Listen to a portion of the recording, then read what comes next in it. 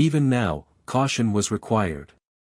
Every decision carried consequences, and a misstep could result in death.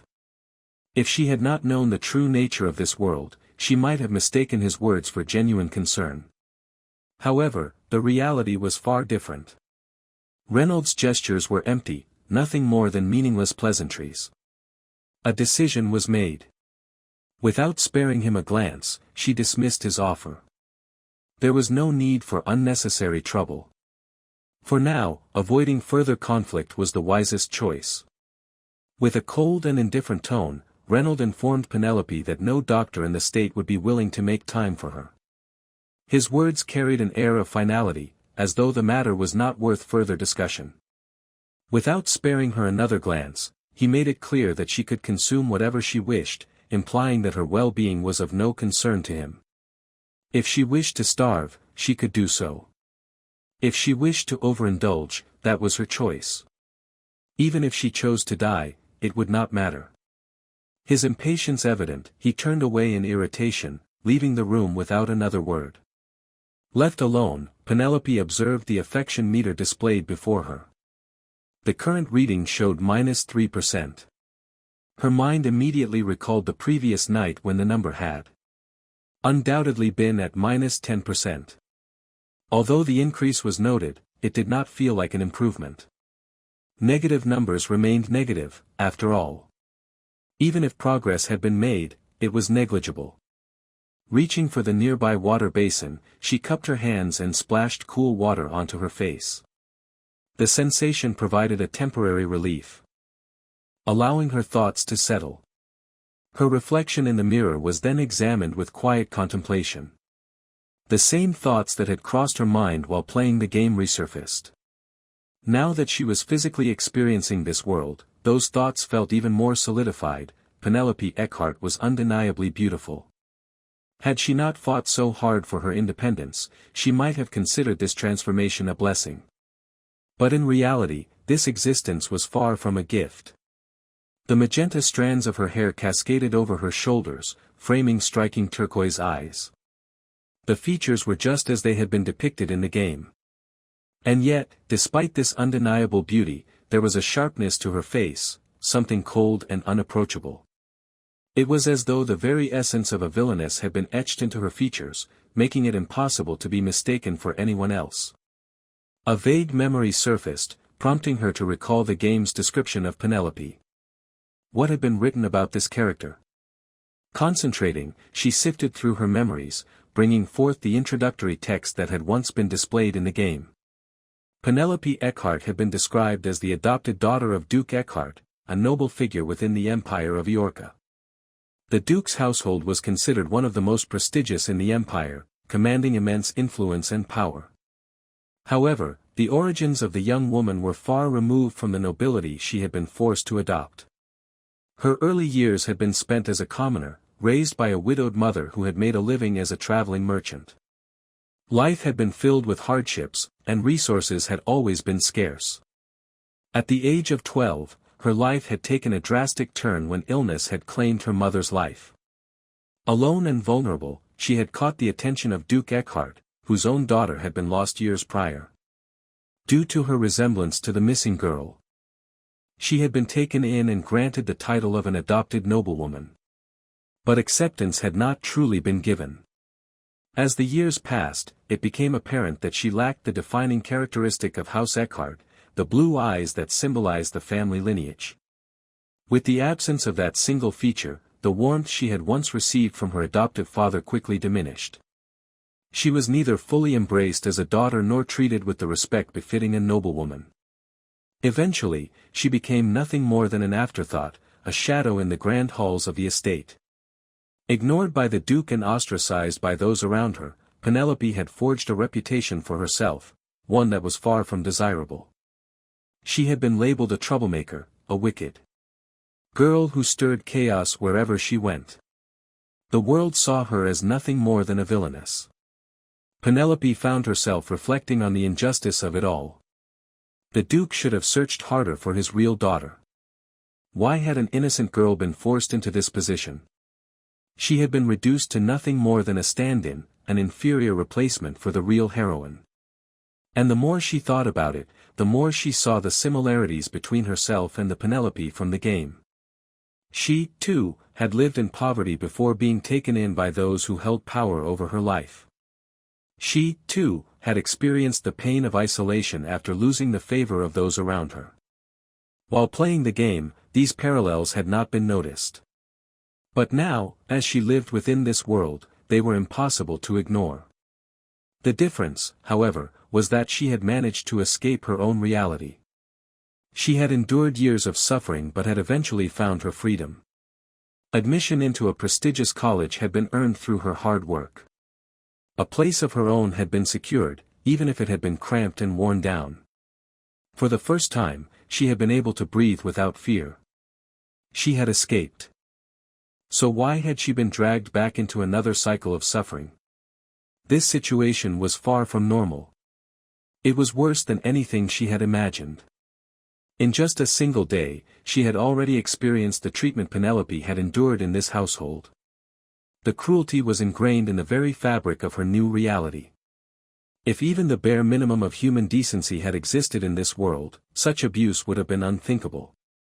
No formally adopted daughter of a duke should have been subjected to mistreatment. No matter how unwanted or wicked she was believed to be, the hostility directed toward her was unjustifiable.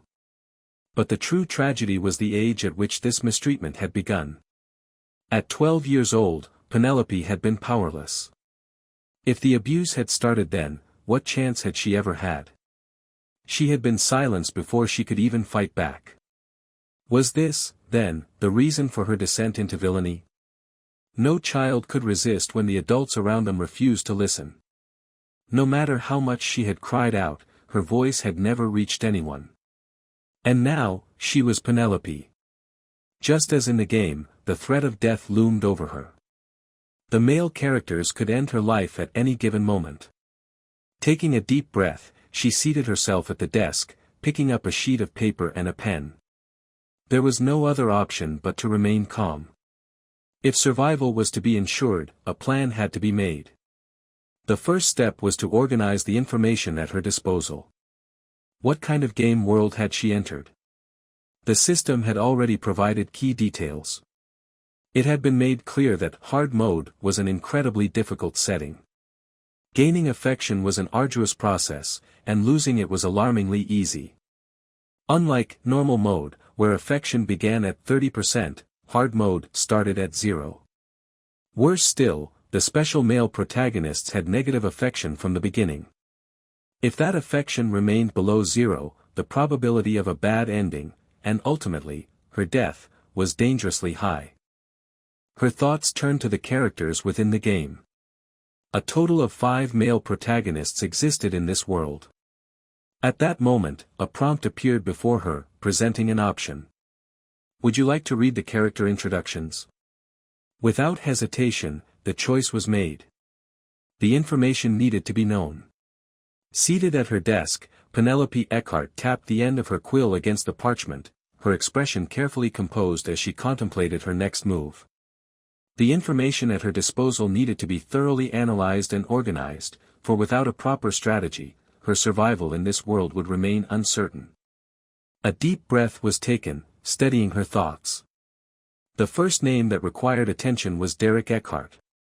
A brief glance at the rough sketch of his profile revealed what was already known. At 24 years old, he stood at 6 feet and 1 inch, embodying the essence of a noble who was both severe and cold.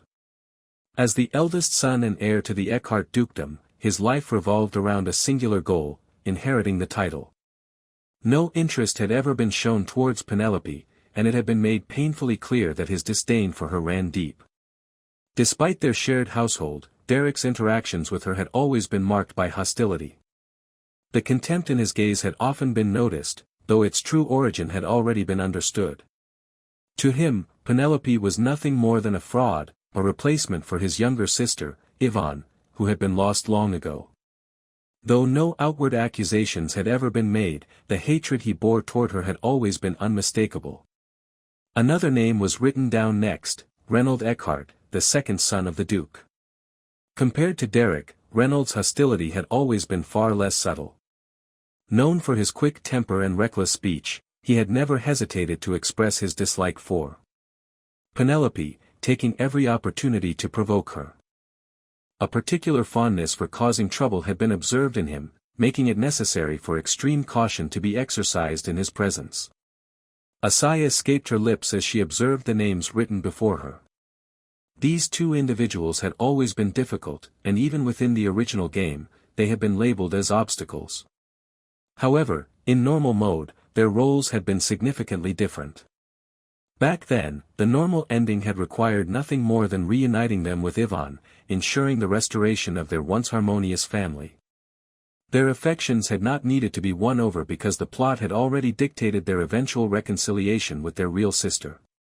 Now, however, the situation had changed.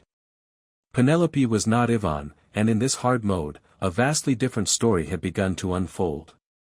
With careful deliberation, their names were crossed out. No hope had been found in trying to alter their paths, especially when one of them had begun with a negative affection score. This had been no mere coincidence, it had been a deliberate design by the game's creator, a subtle indication that these two should be abandoned early. Her attention then shifted to another name, the Crown Prince, Callisto Regulus. The mere thought of him sent a chill down her spine. As the ruler-to-be of the Empire of Iorka, Callisto was a tyrant whose cruelty was legendary.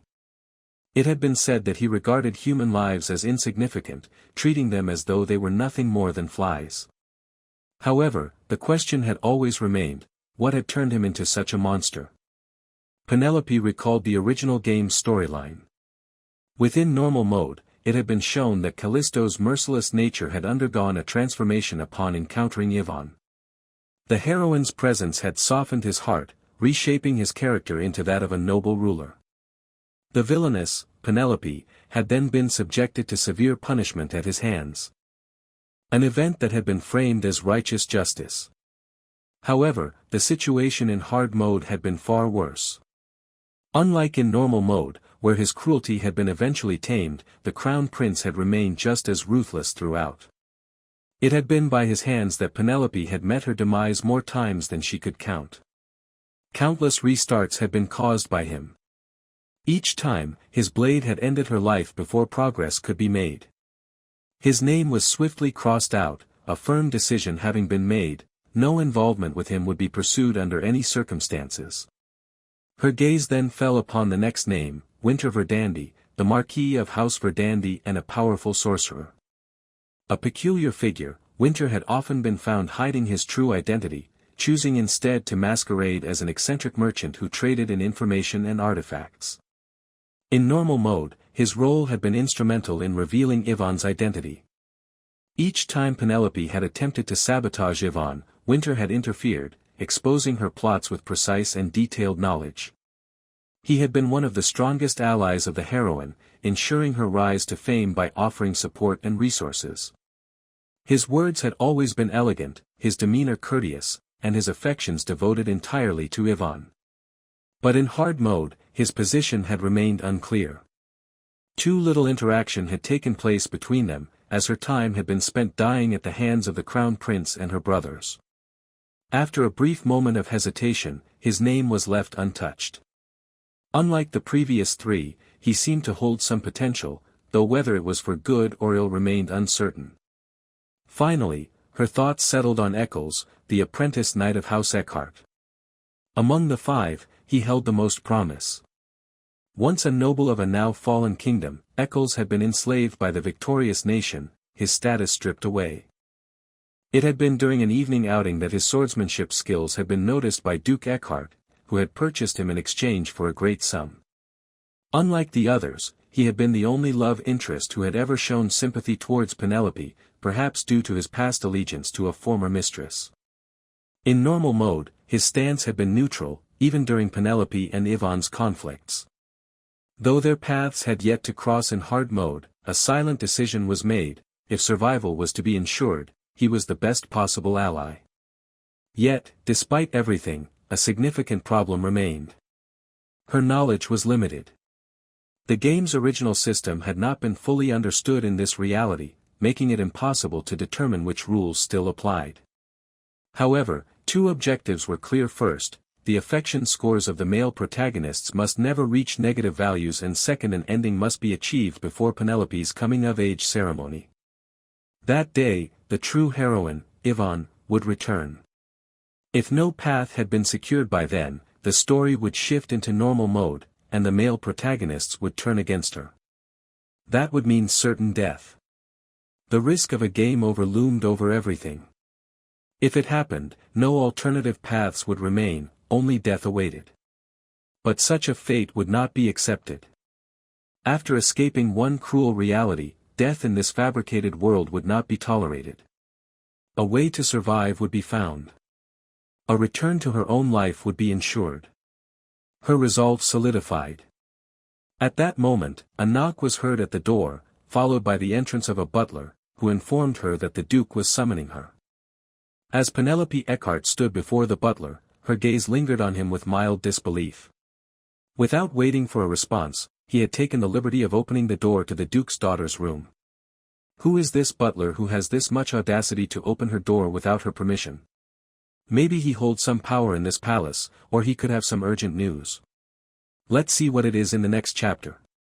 Don't forget to like and subscribe. Thank you for watching.